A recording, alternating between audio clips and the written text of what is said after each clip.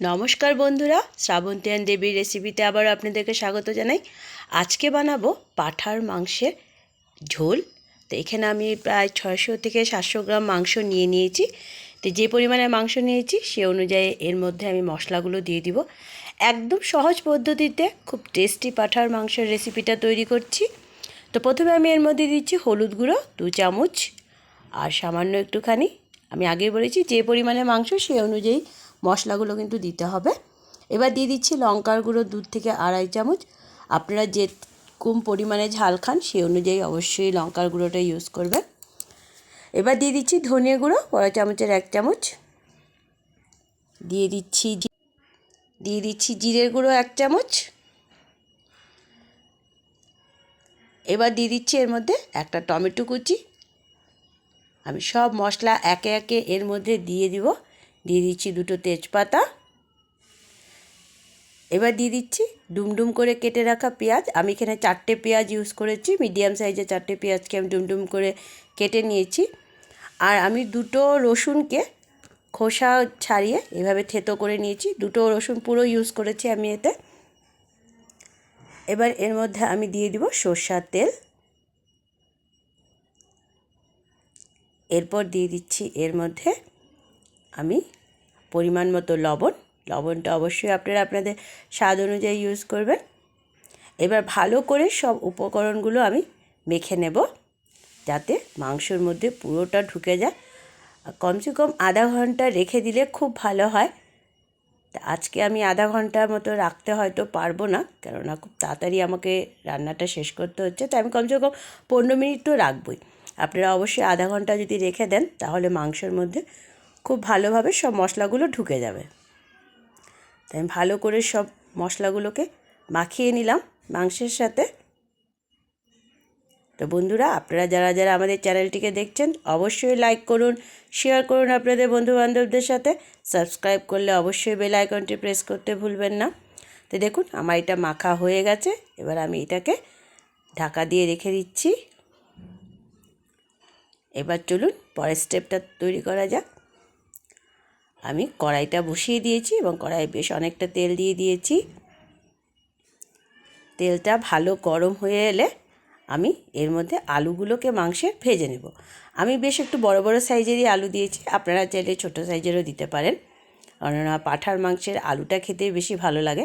তাই আমি একটু বেশ বড় বড় সাইজ করে আলুগুলোকে কেটে নিয়েছি এবং আলুগুলোকে বেশ একটু লাল লাল করে আমি ভেজে নেব। আপনারা দেখতেই পাচ্ছেন আলুগুলো বেশ বড় বড় করে কেটেছি আমি। তো এর মধ্যে সামান্য একটুখানি হলুদ গুঁড়ো দিয়ে দেব, দিয়ে আলুগুলোকে বেশ লাল লাল করে ভেজে নিচ্ছি। আপনারা চাইলে ছোটো করেও আলু দিতে পারেন, আর যারা মাংসে আলু খেতে ভালোবাসেন অবশ্যই এভাবে বড় বড় করে আলুগুলো দিয়ে দেবেন, তাহলে খেতে খুবই ভালো লাগবে। তো চলুন আলুগুলো লাল হওয়া পর্যন্ত ভেজে নিই। একটু সামান্য লবণ দিয়ে দিচ্ছি যাতে আলুর মধ্যে লবণটাও একটু ঢোকে। বেশ একটু পরে পরে উল্টে পাল্টে লাল লাল করে আলুগুলোকে ভেজে নিলাম। এই দেখুন, এবার আমি আলুগুলোকে এক এক করে তুলে নেব।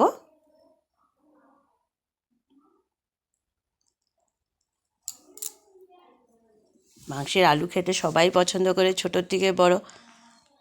তো দেখুন আমি আলুগুলোকে সব তুলে নিলাম তেলের থেকে।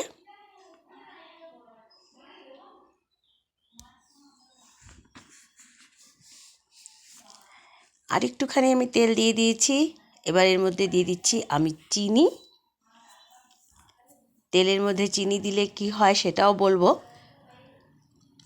এবার দিয়ে দিচ্ছি গোটা গরম মশলা। এখানে আমি এলাচি, দারচিনি আর লং ইউজ করেছি। এবার এর মধ্যে আমি দিয়ে দিচ্ছি একটা পেঁয়াজ কুচি, মিহি করে কেটে রাখা পেঁয়াজ। যেহেতু আমি মাখাতে 4টে পেঁয়াজ ইউজ করেছি সেই জন্য এখানে একটা পেঁয়াজকে আমি মিহি করে কেটে নিয়েছি। এবার ভালো করে পেঁয়াজটাকে ভেজে নিতে হবে তেলের সাথে। খুব সহজেই তৈরি হয়ে যায়, এইভাবে বানিয়ে অবশ্যই আপনারা বাড়িতে ট্রাই করবেন। এবার এর মধ্যে আমি দিয়ে দিচ্ছি কাশ্মীরি লঙ্কার গুঁড়ো 1 চামচ। তেলের মধ্যে প্রথমে চিনি দিয়েছিলাম, এবার কাশ্মীরি লঙ্কার গুঁড়া দিলাম। এতে মাংসের কালারটা খুব সুন্দর হবে। তার জন্যই তেলের মধ্যে চিনিটা দেওয়া। এবার পেঁয়াজটা ভাজা হয়ে এসছে, আমি মেখে রাখা মাংসটা এর মধ্যে দিয়ে দিচ্ছি। দিয়ে ভালো করে কষিয়ে নিতে হবে মাংসটাকে, কিন্তু যতক্ষণ না পর্যন্ত মাংসর থেকে জল পুরো শুকিয়ে তেল না ছাড়ছে ততক্ষণ পর্যন্ত মাংসটাকে কিন্তু খুব ভালোভাবে কষিয়ে নিতে হবে। তেলের সাথে ভালো করে আমি মিশিয়ে দিচ্ছি মাংসটাকে, মিশিয়ে 2 মিনিট মতো আমি ঢাকা দিয়ে রাখবো। এদিকে আমি মাংসতে দেওয়ার জন্য গরম জল বসিয়ে দিয়েছি। অবশ্যই মাংসতে আপনারা গরম জলটাই ইউজ করবেন, ঠান্ডা জল ইউজ করবেন না। তাই আমি গরম জলটা এদিকে বসিয়ে দিয়েছি, 2 মিনিটের জন্য একটু ঢাকা দিয়ে দিচ্ছি।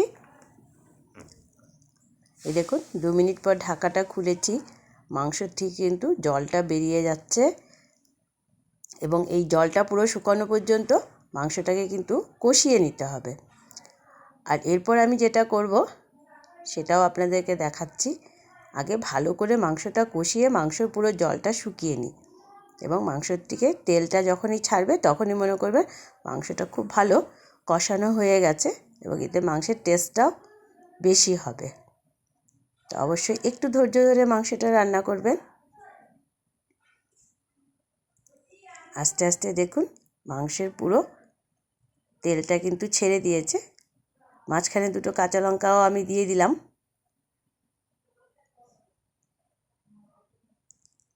পুরো মাংসটার থেকে কিন্তু আস্তে আস্তে জল শুকিয়ে তেল ছাড়তে শুরু করে দিয়েছে।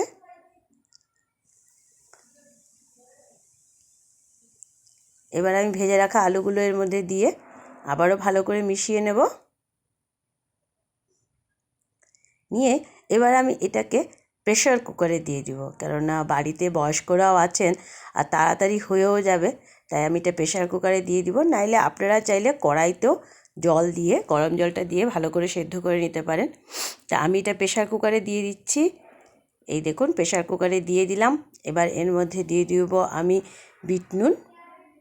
বিট নুনটা আমি সবসময় ইউজ করি, আপনারা দেখেন।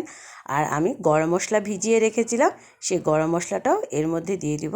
আপনারা সবাই জানেন আমি বাড়িতে বানানো গরম মশলা ইউজ করে থাকি। তো এবার এটাকে ভালো করে মিশিয়ে নিয়ে 3টা থেকে 4টা সিটি মারলেই খুব চটজলদি তৈরি হয়ে যাবে। কারণ আমি আগেই বলেছিলাম আজকে আমাকে একটু তাড়াতাড়ি মাংসটা রান্না করে নিতে হবে, তার জন্যই আমি প্রেশার কুকারে দিয়ে দিলাম। 3টে থেকে 4টে সিটি মেরে নিলেই তৈরি হয়ে যাবে আমার পাঁঠার মাংসের এই রেসিপিটি। তো দেখুন বন্ধুরা তৈরি হয়ে গেছে এটা।